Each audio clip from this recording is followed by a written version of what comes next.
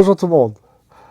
Pour les gens qui visualisent cette chaîne pour la première fois, sachez que cette chaîne n'est que une chaîne secondaire et que ma chaîne principale s'appelle Kazaor. Bien. Alors avant de démarrer cette vidéo, je vais vous passer une vidéo de quelques secondes, et باش نسخنوا طرح. مدينة الجزائر فقط. من الذي عمل هذا الشكل وسماها الجزائر؟ الاستعمار. الجزائر هذه مدينة الجزائر فقط. من الذي عمل هذا الشكل وسماها الجزائر؟ الاستعمار. Vous voyez, je ne suis pas le seul qui critique le pays de là-bas. En plus, je ne suis pas le seul qui dit que ce pays est né en 62, qui n'avait jamais existé auparavant, et que c'est leur maman Frassa qui les a créés. La preuve. Même le colonel Mohamed Kadhafi, Allah yarhamou, lui aussi disait la même chose. Comme quoi, les gens intelligents comme moi, les gens faux, Allah yarhamou, comme lui, pensaient de la même chose du pays de là-bas. Donc, intelligent et faux, le résultat est que le pays de là-bas est né en 62 et qui n'a jamais existé. Et surtout, c'est leur maman qui les a créés. Alors, puisqu'on parle de leur maman, est-ce que vous vous rappelez quand on était à l'école et qu'on parlait du corbeau et du renard? Eh bien, sachez que dans le pays de là-bas, ils adorent les fables de La Fontaine.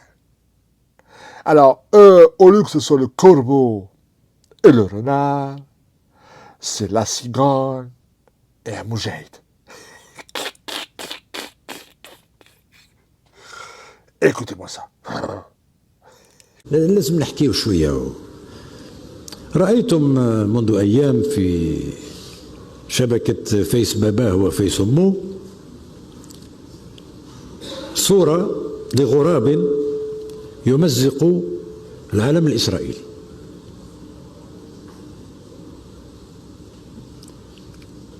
العملية هذه وقعت هنا في الجزائر في سنة 1961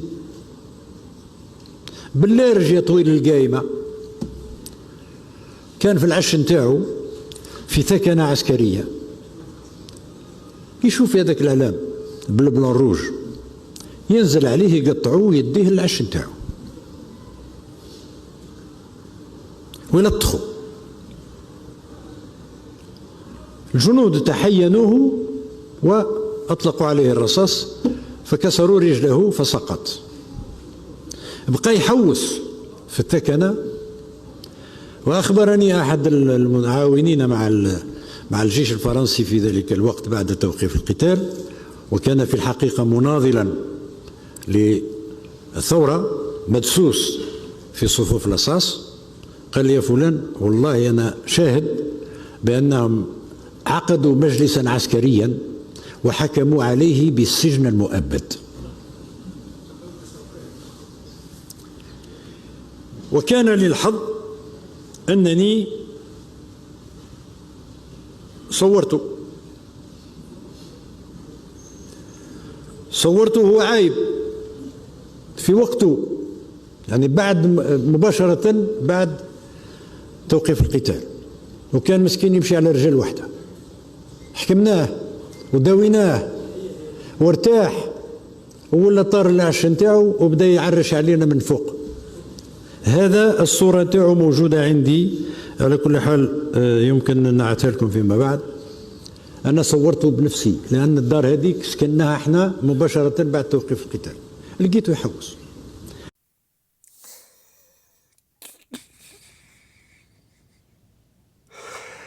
Bien. Je vais vous expliquer. Je sais que il y a beaucoup de francophones qui écoutent cette fameuse chaîne, la Moradia du Rire. Alors, je vais vous expliquer au cas où cet énergumène, entre parenthèses, cet énergumène n'est pas n'importe qui. Cet énergumène, c'est le conseiller spécial de l'empereur Tebon. Attention, c'est quelqu'un, un mec qui a toute sa tête. Enfin, j'espère qu'il a une tête. Car en général, les têtes de là-bas sont posées dans les étagères du musée de l'homme avec les autres crânes. Alors, je ne sais pas si lui, il a un crâne complet, mais en tous les cas, c'était l'ingumène et le conseiller spécial de l'empereur Tebon. Et donc, chers francophones, je vais vous dire plus ou moins qu'est-ce qu'il a dit, ce conseiller. Il était une fois, dans les années 60, au moment où leur maman était toujours présente à leur côté. Et un jour, soudainement, une cigogne est arrivée. Elle a pris le drapeau français et elle a l'utilisé pour son nid.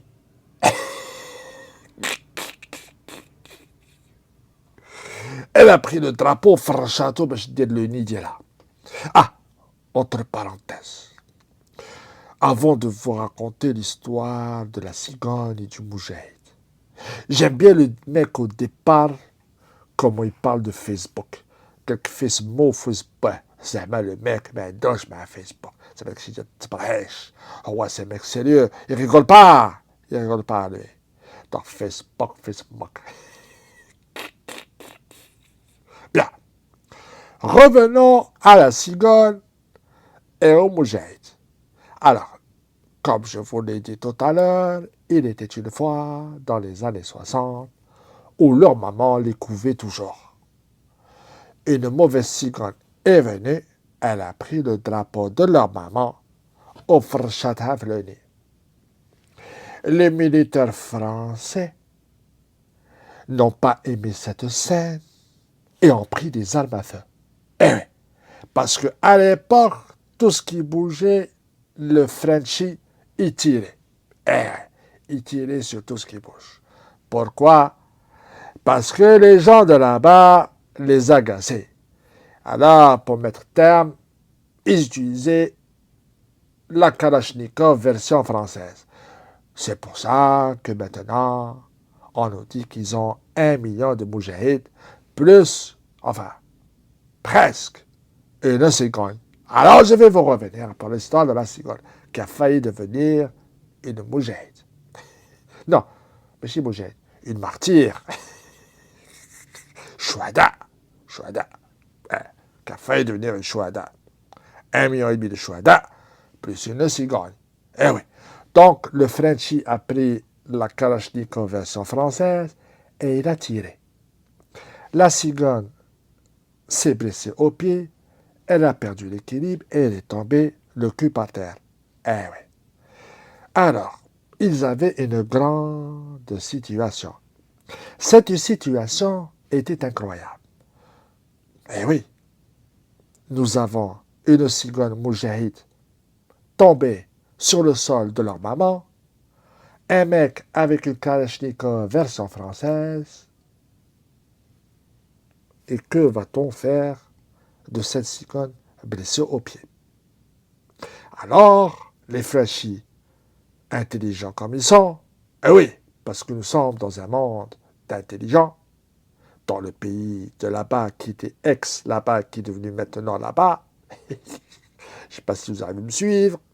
Bref, quand c'était le département de Mama França. Ce militaire, avec sa hiérarchie, ont décidé de faire un conseil militaire. Qu'ont-ils fait, ou plutôt qu'ont-ils décidé dans ce conseil militaire? D'envoyer ce dossier avec la cigogne au tribunal militaire. Sachez, chers compatriotes marocains, que cette pauvre cigogne a été condamnée à perpétuité. Cette pauvre cigogne a été condamnée à perpétuité. Selon, bien sûr, les dires du conseiller de l'empereur Tebon, celui qui n'aime pas Facebook. Alors, cette pauvre cigogne blessée à la pied, Comme dirait notre grand comédien Gad Elmaleh, oh petit oiseau, toi qui n'as pas d'aile, tu ne peux pas voler. Alors, cette cigogne qui était blessée à la jambe, ou le tarja, elle boitait, blessée. Heureusement que ce conseiller avait un appareil à photo avec lui. Eh oui, parce qu'à l'époque, les appareils à photo, tout le monde en avait dans la poche. Ne croyez surtout pas que le téléphone, pas le téléphone, l'appareil photo n'était disponible que maintenant grâce à iPhone et Samsung. Non, non, non, non, non, non, non, non. Même à l'époque de Mama França, il y avait aussi des appels à photo portatifs. Ah ouais. Et les moudjahidines, on en avait plein. Alors le mec, le conseiller, a sorti son appareil à photo et il a pris une photo souvenir pour montrer aux générations futures comment la cigogne a participé à la libération du pays de là-bas. Et comment Mama França a été cruelle en fonction de la cigogne. Alors, il a immortalisé la scène. D'ailleurs, la photo est toujours avec lui, d'après lui. Il a dit qu'il allait le montrer, mais il n'a rien montré. Mais bon, on le croit parce que c'est un moujahid, il ne ment pas. Alors, qu'est-ce qu'il a fait après? Parce que la cigogne, il faut que vous compreniez, elle a eu du cul. Même si elle est tombée de haut et qu'elle est tombée sur son cul, elle a eu quand même du cul. Pourquoi? Parce que cette scène s'est passée en 1961. Et le pays de là-bas a été abandonné par sa maman en 62. Donc la pauvre cigogne qui devait passer toute sa vie dans la prison s'est retrouvée seulement une année en tôle. C'est pas grave. En plus, la durée de vie d'une cigogne, je pense qu'elle est assez élevée. Donc une année de tôle avec les moujahidines, c'est pas grave. En plus, quand elle va sortir de prison, elle va devenir, avec la bénédiction des moujahidines, et le moujahid elle aussi, et donc elle aura le droit à tous les passe-droits. Elle pourra chier sur tout le monde pendant qu'elle vole, personne n'aura le droit de la descendre ou de l'emprisonner, parce qu'elle fait partie maintenant des anciens moujahid du pays de là-bas. Voilà. Ça, chers compatriotes marocains, c'est une histoire vraie, et d'ailleurs, nous avons un témoin toujours vivant, parce que les moujahid sont toujours vivants dans le pays de là-bas. C'est comme les chouhada, ils augmentent chaque année. Il paraît que maintenant, ce n'est plus 1,5 million, c'est 5 millions et des poussières. Je ne sais pas s'il y a eu d'autres cigognes qui sont morts entre-temps, mais pour le moment, le nombre de moujahid a augmenté depuis que l'arrivée de l'empereur Tebal. Bien. Bien. Maintenant que je vous ai raconté tout cela, je vais vous raconter une version, enfin, pas vous raconter, mais je vais vous montrer une autre version plus courte, qui dure que quelques secondes, mais racontée par un gars auquel on aura plus confiance qu'au conseiller de Topol. Écoutez-moi ça. طاير صنع العش نتاعو من علم فرنسا. وش دارت فرنسا يا حبة رسول الله؟ ألقت القبضة على هذا الطير وقصت جناحيه وأدخلته في السجن مع المجاهدين. طير طير. Allahu Akbar. Allahu Akbar. Subhanallah al-Azim. Deux versions. Version longue, version courte. Un conseiller, un imam. La même cigogne, mais l'arme du crime différente.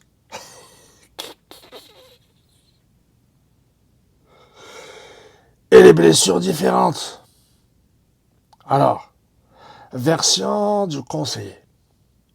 Le méchant Frenchy a tiré sur le pied de la cigogne avec une barre. Elle s'est retrouvée, comme je vous l'ai dit auparavant, le cul par terre, avec une jambe blessée, et elle s'est retrouvée en train de boiter. Version numéro 2, racontée par un grand imam qui est très connu là-bas, très respecté. Et d'ailleurs, vous avez vu, la salle était silencieuse et tout le monde l'écoutait attentivement. Alors, d'après ce fait, cette cigogne n'a été point blessée par une balle, comme raconté par peut-être le menteur du conseiller de Topol. Alors je dis menteur parce que je me réfère au dire du imam, l'imam qui l'imam. Dans le pays de là-bas, un imam, c'est un saint. Alors ce saint, d'après lui, la pauvre cigogne, donc, ça revient à l'histoire de Gad Elmaleh qui dit « Petit oiseau qui n'a pas d'aile ne peut pas voler ». Eh bien, cette histoire de Gad Elmaleh est étrangement la même que celle racontée par cet imam et qu'il jure par tous les noms, ouais, qu'il jure. Je ne veux pas rentrer dans ces considérations religieuses, mais ce imam a dit à ses fidèles que cette cigogne n'avait plus de genoux. Je crois que dans le pays de là-bas, on aimait manger le chicken wing.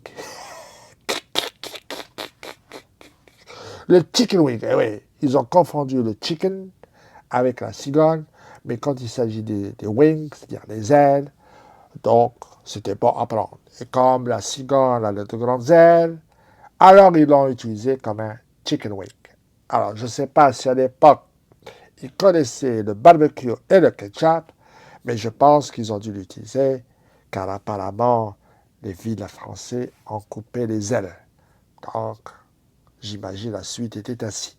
Pourquoi sacrifier des ailes si on ne va pas, comment on appelle ça, نشويوهم ونديروا فيهم فوق منهم الحرار والكاتشب.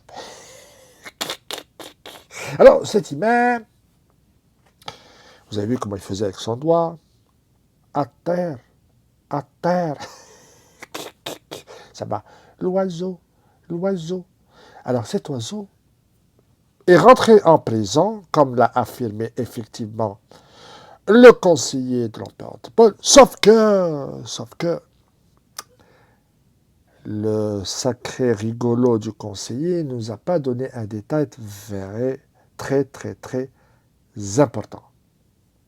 Very important information. Oh yeah. Yeah, ladies and gentlemen. Écoutez-moi ça. D'après le fait, cette cigogne est rentrée en tôle. Mais avec qui? Avec les moudjahidines.